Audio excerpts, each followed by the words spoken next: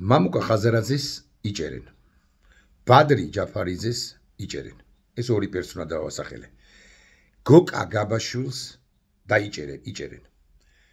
და შემიძლია ესე გამოუყვე იმ პირებს, ვინც დაიბარეს ბიძინა ივანიშვილის და სწორედ ბიძინა ივანიშვილის მიერ შექმნილ რაღაც აბსურდულ კომისიაზე, კომისიის ხდომაზე, იმ კომისიას თავის მხრივ თავკაცობს ქალბატონი წულუკიანი, იუსტიციისა და კულტურის ყოფილი მინისტრი და ამ პირებმა, ამ საჯარო პირებმა ამ ბანდის კომისიასთან თანამშრომლობაზე თქვეს უარი. შესაბამისად, ბიძინა ივანიშვილის გადაწყვეტილება იყო, რომ ვინც კომისიასთან არის თანამშრომლებს, მათ სისხლის სამართლებრივი პასუხისმგებლობა დაეკისროს და შესაბამისად ბრჭყალებში კანონის და უფრო ზუსტი რო ვიყო, უბრჭყალებოდ უკანონო კანონის თანახმად, მაგრამ ფურცელზე დაწერილი კანონის თანახმად, წულუკიანმა სუბარმა სხვებმა და სხვებმა პახმელიაზე თუ პახმელიის გარეშე გადააგზავნეს საბუთები პროკურატურაში იმის თაობაზე, რომ აი ეს პირებიო, ჩვენ შემთხვევაში სამის თაობაზე ვიცით, ანუ გავიმეოროთ ხაზარაძე, ჯაფარიძე და გოკა გაბაშვილი, არ ცხადდებიან ამ კომისიაზე და შესაბამისად სისხლის სამართლებრივი პასუხისმგებლობა უნდა დაეკისროთ და ბრალი მოდით წავუყენეთ. და შესაბამისად უნდა ვთქვათ, რომ გავიმეოროთ ხაზარაძეს, ჯაფარიძეს, გაბაშვილს იჭერენ და ეს პირველი სამი მერცხალი არ არის საქართველოს ხელისუფლებად წოდებული ბანდის რეპრესიულ ახალ ტალღაში, რომელიც უცილობლად აუცილებლად დაიწყება და რომელიც შეეხება, მე ესე მგონია, უკლებლივ ყველას, ვისაც იოტისოდენა პრინციპული პოზიციის გამოჩენა ძალუც შეუძლია უნდა ან ამ ტალღაზეა და სწორსაც შვება. შესაბამისად, ეხლა ალფაბეტის მიხედვით რო არ ჩამოვყვე, შეეხება, ან ვერ ჩამოვყვები, რომ მოვინდომო, შეეხება მაგალითად გვარამიას, მელიას, თინა ბოკუჩავას, სურა ჯაფარიძეს, ელენე ხოშტარიას, არ ვიცი, ნუგზარ ციკლაურს, მაგალითად ვლაპარაკობ. რატომაც არა, ნიკა ვაჩეიშვილს, ძეგლთა დაცვის დეპარტამენტის უფროსი იყო. ესე პირდაპირ მნიშვნელობით, კონოტაციურად პირდაპირ მნიშვნელობით პოლიტიკასთან მას შეხება არ ქონდა, თუმცა ძეგლთა დაცვის პოლიტიკასთან რასაკვირველია ჰქონდა. და ასე შემდეგ და ასე შემდეგ. სხვა შორის ხაზარაძე ჯაფარიძე ხო არ არიან ყოფილი ხელისუფლების წარმომადგენლები. ეს კომისია წესით უნდა იძიებდეს ბრჭყალებში თუ ბრჭყალებოდ, ბრჭყალებში 2003-დან 2012 წლამდე წინა ხელისუფლების საქმეებს, მათ შორის 2008 წლის ომის საქმეს. ის რომ ამას უნდა იძიებდეს თავისთავად აბსურდია, მაგრამ ხაზარაძე და ჯაფარიძე შემხებლობაში არ არიან წინა ხელისუფლებასთან და 2008 წელთან, მაგრამ გამოჩხრიკეს ვინმე გვარიარია შემეშალოს, მაგრამ თუ არ ვწდები ლეონიძე, რომელიც ამტკიცებს, რომ ამათმაო წინა ხელისუფლებამ წამართვაო ბენზოგასამართსადგურიო, აი ჯაფარიძეზე და ხაზარაძეზე რას ამტკიცეს ბრალეულობა სადიკვეთება მათი, ეს კი არ ვიცი, ბოდის ვიხდი. რაღაცა წართმევაზე გამახსენდა. რაღაცა წართმევაზე თქვი გამახსენდა. ნაციონალური მოძრაობის დეპუტატი იყო თავის დროზე, დღეს ქართული ოცნების დეპუტატი, გუშინ ქართული ოცნების დეპუტატი, გუშინ წინ ქართული ოცნების დეპუტატი, 2012-დან დღევანდელი ჩათვლილი ქართული ოცნების დეპუტატი გოჩა ენუკიძე. ის ნაციონალური მოძრაობის მაჟორიტარი იყო, რაჭიდან არის ეს კაცი, მე ძალიან ახალგაზრდობაში ვიცნობდი მას. ხო და წართმევაზე კი არა, ბენზოგასამართსადგურებზე გამახსენდა. არ მინდა შემეშალოს, მის ბენზოგასამართსადგურს ერქვა სადგურების ქსელს ერქვა იბერია, იბერ კომპანია, მათ შორის ჩემი სახელიდან ასე 200 მეტრში იყო ვაკის საკურთალოზე ერთ-ერთი ბენზოგასამართი სადგური, რომელიც მე გადაიყიდა, გამოიყიდა ამ ბიზნესიდან რამდენადაც ვიცი ენუკიძე გავიდა და ასე შემდეგ.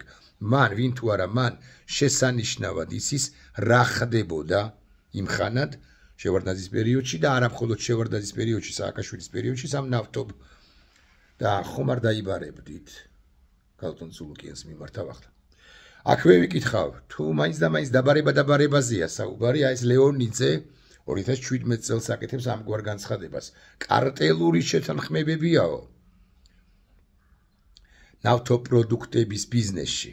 ანუ საწვავის შემომტანები რო არიან რამდენიმე ძლიერი კომპანიაა, იცით თქვენ, ჩვენი მასშტაბით ძლიერი გალფი, რა თქმა უნდა, ვისოლი, რომპეტროლი, ლუკოილი.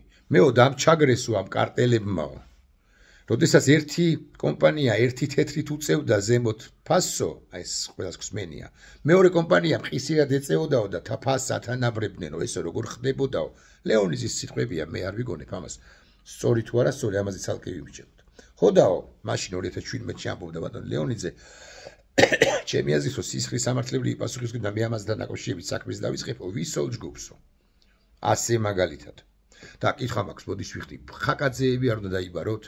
თუ მაინც და მაინც ამ ლოგიკას მისდევთ, მე მესმის 2017-ზე ასაუბარი, მაგრამ 2000-იანებიდან თუ 90-იანებიდან ხაკაძეები და ვისოლ ჯგუფი იგივეს არ ჩადიოდა. მე უბრალოდ იმიტომ კი არა, რომ ხაკაძეები დასაჭერები არის და არა, ამას არ ვამბობ.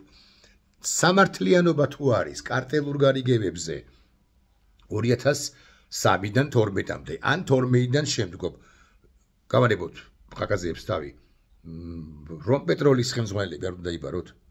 ლუკოილისა, გალფისა, სოკარისა, ვერ უბედავთ, მოდის ვიხდი სოკარს. კითხვა მაქვს და ვისოლი კიდე, ვისოლის ხელმძღვანელების დაბარება არ გაწყობთ. ვის რა გაწყობთ და რა ამაზე მოგვიანებით, მანამდე მოკლედ. ჯაფარიძემ და ხაზარაძემ უარი თქვეს, გვაბაშვილის ვამბობს უარს და ჩვენ და სხვები სიტყვიან უარს და ჩვენ გვეყონება ანიდან ჰაიმდე ძალიან ბევრი პოლიტიკოსი, პოლიტპატიმარი.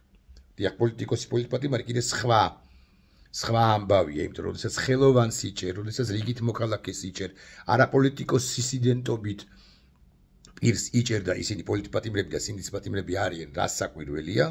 კიკნაძე მაგალითად, ჭიჭინაძე მაგალითად, ცეცხლაძე მაგალითად, სხვები და სხვები, ისინი ცხადია პოლიტპატიმრები, მაგრამ პოლიტიკოსოცა იჭერდა პოლიტიკურ კონკურენციას სხვადასხვა მოგონილი მიზეზით. ეს კიდე ცალკე ამბავია, თან როდის იჭერ ისი სოზარ სუბარი რო გადაკრავს 200 გრამს და მე ძალიან რო უჭირს ვასიკო მაღლაფერიძესთან ერთად რო გადაკრავს ეგრე ბაკის პასუხია პახმელიაზე გამოსვლა. აი მაშინ იჭერ თუ მაშინ უყენებ ბრალს. ეხლა კიდევ რატოა ეს მნიშვნელოვანი? უკომპრომისო პოლიტიკოსები უნდა არსებობდნენ ჩვენს ქვეყანაში და არც ერთმა არ უნდა გაბედოს ამ უკანონო პარლამენტის, უკანონო კომისიის, უკანონო თავმჯდომარესთან თანამშრომლობა, თავმჯდომარესთან, მის მოადგილესთან და ასე შემდეგ. არც ერთმა პოლიტიკოსმა, ვისაც თავმოყარეობა, პატივმოყარეობა, თავმოყარეობა ღირსება შერჩენია. დიახ, უმალს ჯობს, რომ გადაიფსოს ციხეები პოლიტპატიმრებით, ვიდრე საზოგადოებამ აღმოაჩინოს, რომ თურმე ამ ოპოზიციაში, რომელიც ისედაც არ მოსწონს, ოპოზიციაში ყოფილან პირები, რომლებიც სხვადასხვა რაგინდა რა მიზეზის გამო ცოტა დამფრთხალნი ეთანამშრომლებიან უკანონო პარლამენტის, უკანონო კომისიას და უკანონო პარლამენტის, უკანონო კომისიის, უკანონო თავმჯდომარის და მის პახმელიაზე მყოფ მოადგილეს. ბიზინა ივანიშვილს მოკლედ რო ვთქვათ, რომელიც არც სვამს. პახმელიაზე არ იქნება ყოველ შემთხვევაში. შამანები გამოიყვანენ. ხო, ეხლა შამანები რო ყავს იმათ გულისხმობ. კი არ ვაჭარბებ. ექნებათ რამე მეთოდოლოგია. ეხლა რატოა ეს კიდევ სხვა კონტექსტში, ან უფრო გლობალურად მნიშვნელოვანი? ძალიან საინტერესოა ამგვარი კითხვა, ამგვარი რიტორიკული კითხვა. მე პერსონალურად ხო არ უნდა შემეპაროს ეჭვის ცალკეულ იმ პოლიტიკოსებში, რომლებსაც ნახეთ როგორ ვიტყვი, რომლებსაც განა დაიბარებენ, არამედ არ დაიბარებენ, ოღონდ გვარებს მე არ დავასახელებ. მიზეზთა გამო არ დაიბარებენ. გულახდილად გეტყვით, არ შემეპარება. ბევრში ყოველ შემთხვევაში. არ შემეპარება, იმიტომ რომ მეცოდინება ან წინასწარ ვიცი, რომ ესეც ერთგვარი ფსიქოლოგიური ზეწოლაა რიგით ამ მრჩეველზე.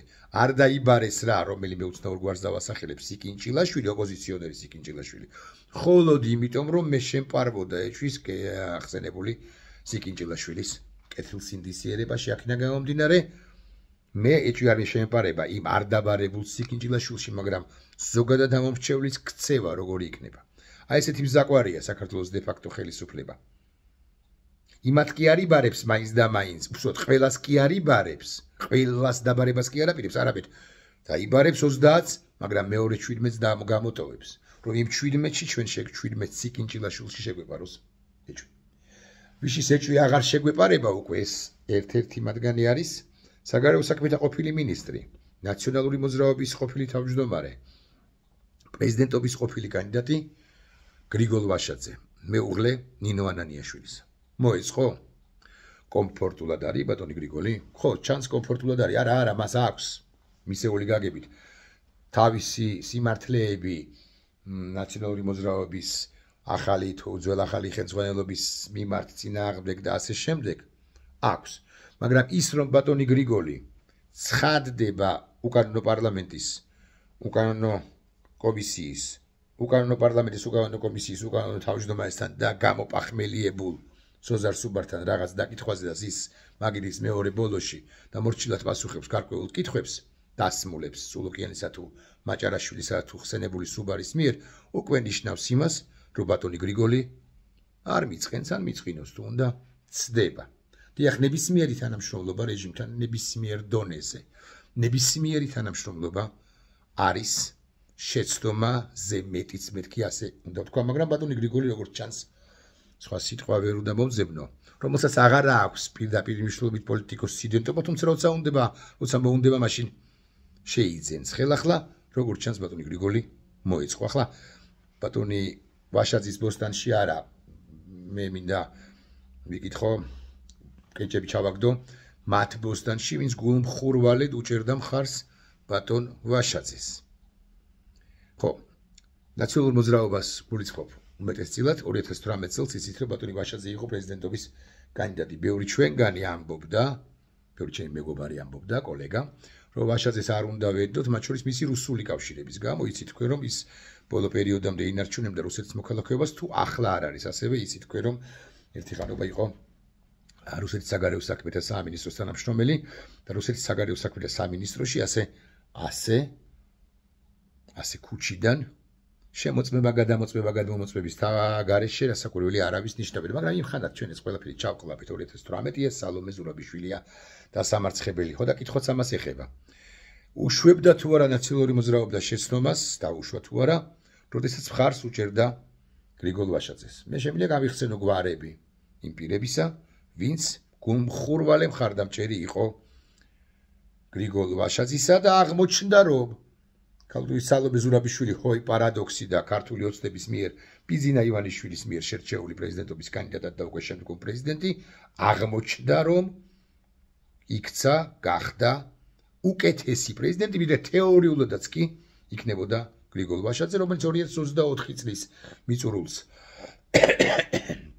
დატოვებდა თანამდებობას და მისგან ხმასაც კი, პაცა ხმასაც კი, რასაკვირველია, ვერ გავიგონებდით. აღარ ლაპარაკობ იმაზე, რასაც აკეთებს სალომე ზურაბიშვილი, ანუ იმის დარს ევროპაში სიარულს შეხვედრებს მაკრონთან და ასე შემდეგ, რასაკვირველია ვაშაძე ვერ უზრუნველყოფდა, იმიტომ რომ ის იქნებოდა კიდევ ერთხელ ვიტყვი, შეგუებული ამ რეჟიმთან და თუ ურიგდებით, თუ ეგუებით ამ რეჟიმს და ლოცვილებო, მაშინ თქვით ღიად, რომ თქვენ აღიარებთ ამ რეჟიმს. ხოდაშორის ეს არ ეხება ბატონო ვაშაძეს მხოლოდ და მას მიუბრუნდები კიდევ 2 წუთში ეხება ცხვებსაც. მე დღეს არ გავაკეთებ მათზე რეპლიკა კომენტარს, მაგრამ 3-4 დღის წინ საქართველოს მთავრობის თავმჯდომარე წოდებულმა ბანდიტმა ირაკლი კობახიძემ, რომელმაც 28 ნოემბერს თქვა ის, რაც თქვა, და რომელიც ერთ-ერთი თანაავტორია 26 ოქტომბრის არჩევნების გაყალბებისა, ან უზურპატორია. 2-3 დღის წინ მიიღო პირი მთავრობის ადმინისტრაციაში, სამუშაო ოთახში, შეხვედრების ოთახში, რომელიც ესე ფორმალურად, ფორმალისტური თვალსა ის ესე ვიცოდით ყოველ შემთხვევაში ჩვენ, იყო ოპოზიციის საზოგადოების არ გვიდა ოპოზიციაზე არ თქვა, საზოგადოების მხარდამჭერი მათ შორის აქციებზე. ვისაუბრებ მე ამ პირზე კონკრეტულად სხვა დროს, მაგრამ ახლა მაინც ამის არაღრიშნა არ შეიძლება ამიხსენით ამ პირებს და ამ პირების მხარდამჭერებს მიუმართავ. ურიგდებით ამ რეჟიმს და მთლიანად გადაულოცეთ ახალგაზრდებს და არაპოლიტიკოსებს პროცესი და თუ ასეა, არა, მე ყველას არ გულისხმობ, ხა ყველა კი არ ურიგდება, მაგრამ ვინც ურიგდებით, მაშინ უთხარით ამ ახალგაზრდებს.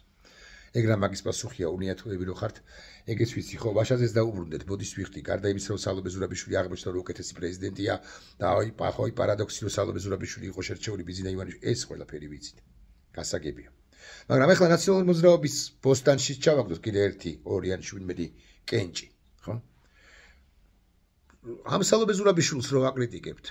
ახლა და დაიწყეთ მიხეილ სააკაშვილის კონტექსტში ძველი ამბების გახსენება და არა მხოლოდ მიხეილ სააკაშვილის კონტექსტში, არამედ სხვა ამბებისაც. ოკეი, თქვენი ნებაა საბოლოო ჯამში, თუმცა მეორეს მხრივ გაჰყვირით ერთიანობა აუცილებელია და აქაც ჯობს რომ ჩამოყალიბდით, მაგრამ კაი, ჯანდაბას მე ვერ ვადევნებთ, ეხლა თქვენი მატიანე ხო არა ვარ, რომ მოგადევნოთ თვალყური და უკლებლი ყველა თქვენი ლიდერის განცხადებები ამოვიღოთ და დავანახო საზოგადოებას, რამდენად განსხვავდება ხშირ შემთხვევაში თქვენი განცხადებები თქვენივე კოლეგების, თანაპარტიელების, თანაგუნდელების განცხადებებისგან, მაგრამ ჯანდაბას ჩემი თავი აქ იმაზე არ არის საუბარი, რომ მაინც და მაინც სრულყოფილად წარმოვაჩენ რაღაცას. მაგრამ ერთი კითხვა მაქვს, აი თქვენი პარტიის თავმჯდომარე რო იყო იმ ვაშაძეზე 1-ოდე, 2-ოდე ან 4-ოდე სიტყვა თქვით კი? არ გითქვამთ, პრობლემაც ეს არის, ანუ სამართალი შერჩევით იას ვაშაძე არ უნდა მისულიყო ბანდიტი წულუკიანის და მისი ლოთი ბანდიტი მოადგილის სოზარ სუბარის კომისიაზე. რა თქმა ამას ლაბარაკი. თქვით? არ გითქვამთ. ეგაა და ეგ. ახლა რაც შეეხება კიდევ ერთ თემას. საქართველოს ამ ბანდიტების ხელში და დაჭერების ფონზე და გათვალისწინებითაც და ჯარიმების გათვალისწინება და რეპრესიული მანქანის ამოქოქვის და ბიზნესმით შექმნის კვალდაკვალ და გათვალისწინებით კიდევ უფრო საშინელ მდგომარეობაში არის სხვა პროცესების გამო, რომლებიც გარშემო მიმდინარეობს. ნახეთ, რა საინტერესო რამის ვამბობ. ჩვენი მეზობელი როა სომხეთი, აი გუშინ ამ სომხეთმა მიიღო გადაწყვეტილება იმის თაობაზე პარლამენტმა, რომ სომხეთი გახდეს ევროკავშირის წევრი. მესამე მოსმენით მიიღო ეს გადაწყვეტილება კანონი. 2013-14-ში სომხეთს ჰქონდა ერთგვარი მცდელობა ასოცირების ხელშეკრულების გაფორმებისა ევროკავშირთან, მაგრამ არ მოხერხდა, იმიტომ რუსეთი ძალიან სერიოზულად იყო წარმოდგენილი სომხეთში. და ახლაც არის წარმოდგენილი, განა არა, გიუმრის ბაზა აქვს, სხვა თუ არაფერი. 2014-დან 25-მდე იცით თქვენ 11 წელია გასული, მათემატიკა უბრალოდ იცით თუ არა, არ ვიცი. პახმელიაზე სოზარ სუბარს შეუძლია კალკულატორი ჩარტოს. 25-ს რო გამოვაკლოთ 14-11 წელიწადი გამოდის სოზარ.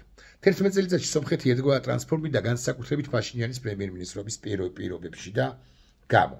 სხვა შორის განიხიბლა რუსეთისგანაც, იმიტომ რომ ყარაბაღის თაობაზე ორი უკანასკნელი ომი აზერბაიჯანთან, როდესაც ერთგვარი ვალდებულება ჰქონდა რუსეთს რომ დაეცვა სომხეთი, რუსეთმა სხვა გადაწყვეტილება მიიღო, ვითომ არ ჩაერია, რეალურად კი სომხეთის დასჯა დაიწყო აზერბაიჯანის პირდაპირ თუ ირიბი მხარდაჭერით და მოკლედ მარტივად რო ვილაპარაკოთ, მიუშვა აზერბაიჯანი, რომ მას გაემარჯვა იმ ომებში, იმ პროცესში.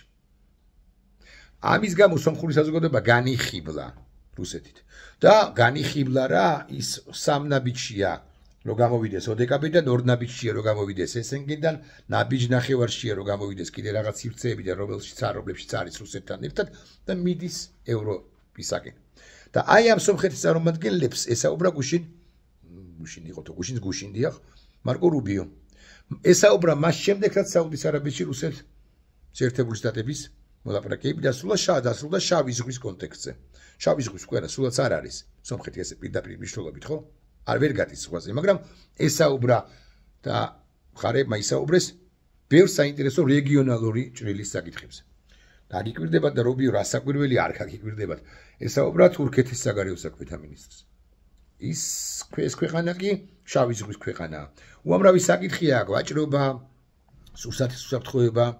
უსაფრთხოება პირდაპირ მნიშვნელობით, რომ შავ ზღვაში არ უნდა ხორციელდებოდეს თავდასხმები და შავი ზღვიდან არ უნდა ხორციელდებოდეს თავდასხმები, გენაოსნობა, სამხედრო გემები უნდა გამოვიდნენ თუ არა სევასტოპოლის პორტიდან და ნოვოროსიისკის პორტიდან. უამრავი თემაა და ამერიკას ceasefire რო გაუდის, შავი ზღვა ერთ-ერთი კომპონენტია ენერგოობიექტებთან ერთად. ხო და აი ამ მოლაპარაკების შემდეგ რუბიომ ჩათვალა თავი ვალდებულებას, რომ დაკავშირებოდა ამ ორხსენებულ პირს და სხვებსაც და ესაუბრათ საქართველოს სად არის. მაკაბოჭორიშვილი ამასობაში ხდება კამერუნის პირდაპირ მნიშვნელობით. არ ვაკნინებ ამოკაჩი ამუნიკე სიასია როჟე მილა, ვინ გავიხსენე, არაჩვეულებრივი კამერუნელი ხო არ მეშლება, კამერუნელი ფეხბურთელები იყვნენ. მაგრამ ჩვენ ხო ფორმალურად მაინც არაჩერ სადავართ, მაგრამ დროშა ხო უკიდია თავად არ მივდივართ, რასაკვირველია. დროშა ხო უკიდიათ რომელზეც ეს ჩემი ძმის არაშორები ნახატია ესეც აკეთებს დროშა ხო უკიდიათ ევროკავშირისა დღესაც ხო ამბობენ რომ ჩვენ დაუბრუნდებით მაკაბოჭორიშვილი წყაზარის სახით სოზარ სუბარის ბახმელიაზე არა სოზარი არ ამბობს ვერ დაუკარგავ საცვავს სოზარი ეს ვიკითხოთ ხო ოღონდ გადაცემის ბოლოში ამ ვიდეო ბლოგის ბოლოში და რასოს ესენი ხდებიან კამერუნ ან არ ვაკრინებ მაგრამ მეორე და მეშვიდე ხარისხოვანი ქვეყნის ლიდერებს საგარეო საქმეთა მინისტრებს და ასე შემდეგ უნგრეთის საგარეო საქმეთა მინისტრს შეხვდა კალბატონი ბოჭორიშვილი დარწმუნებული ვარ ამის შეხვედრის შემდეგ 198 წუთის არკესთან იყო და საკუთარ თავს ეფრანჭებოდა და ეუბნებოდა ოხრა მაგარი ხარო მაკაო და ეს ხელისუფლება გასაშვები არა მხოლოდ იმ რეპრესიების გამო რომელიც დაწყებული აქვს რომელსაც წაგრძელებს და ახლავე პოლიტიკოსებს მისდგა არამედ იმის გამოც რომ საქართველოს ამ ისტორიულ შანსს როგორც ასეთს პოზიციონირებდეს საერთაშორისო ასპარეზზე ადეკვატურად და აი ამ სოფლიო ქაოსში გამოივაჭროს ან გამოადნოს საჩვენო მომავალი აი ამ შანსს ჩვენ გვაკარგინებენ ეხლა მიდით და ილაპარაკეთ თუ გნებავთ 5000 ლარი იმას ეკუთვნის თუ იმას ქალი-ქალია კაცი-კაცია ამაზეც ილაპარაკეთ დინარაძეს მოუწოდებ და ახსენებულ სუბარს გადავეკიდე მაგრამ მაინც ხო გადავეკიდე დრო ვიცნობ და იმდო გადავეკიდე აბა იმას ხო გადაეკიდები ანრიო ხანაშვილს არ იცნობ კაცს ხო იუსტიციის მინისტრია თუ არ ვწდები და ეს ჩუმად არის ჩამალული თავის იუსტიციის სამინისტროში ესენი აი ამ რაღაც სისულელებს ლაპარაკობენ თქვენ გადაკვეთეთ ბუკა პეტრიაშვილო შენ გადაკვეთე მე-7 თუ მე-6 მე-7 გადაკვეთე ტროტუარი შესაბამისად 5000 ლარის ჯარიმა შენ ბატა ბურჭულაძე თქვენ გადაკვეთით ასე რაღაც მე-7 მე-8 თუ მე-10 თქვენ ადამიანები არიან მას 10 ჯერ გადაკვეთეს აი ამ სისულელებს აკეთებენ პოლიციელი რაღაც ქუჩაში ჩხრეკს ვიღაცას კადრები ვნახე დღეს და აი ამით არიან დაკავებულნი მაშინ როდესაც ალბათ მეორე მსოფლიო ომის შემდეგ ასეთი ქაოსი ასეთი პროცესი თუ გნებავთ ასე ვიტყვი არ ყოფილა მსოფლიოში და ბიზნე ივანიშვილი შემალული აბასთუმნის უღრანებში პერიოდულად რომ უკავშირდება ხოლმე უნგრეთში მყოფ ან კამერუნის მინისტრთან მყოფ მაკა ბოჭორიშვილს ეუბნება კარგია მაკა ყოჩახ მაკა აი ამ იზოლაციაში გვაყოფებს ხოლო პოლიტიკოსებსაც და არა მხოლოდ პოლიტიკოსებსაც მე უკვე მედიის წარმომადგენლებს მუხლებს ვერ მოიგონებენ თუ რა არასამთავრობო ორგანიზაციების წარმომადგენლებს და ასე შემდეგ 9 კლეტურში გამოკეტავენ და თქვენ იცახლა სტუმხართ მიზესთა გამო ოღონდ მაცივარი შესაძლოა სავსე გაქვთ ის მაცივარიც დააგიცარიელდებათ გარკვეული პერიოდის შემდეგ და ქვეყანასაც და თქვენ შვილებსაც ამის შედეგად დაერხევათ ხო სოზარზე მიდოდა რაღაცის თქვა ხო იმის თქვა რომ რას სვავს მეთქი და ვისთან ერთად რას არ ვიცი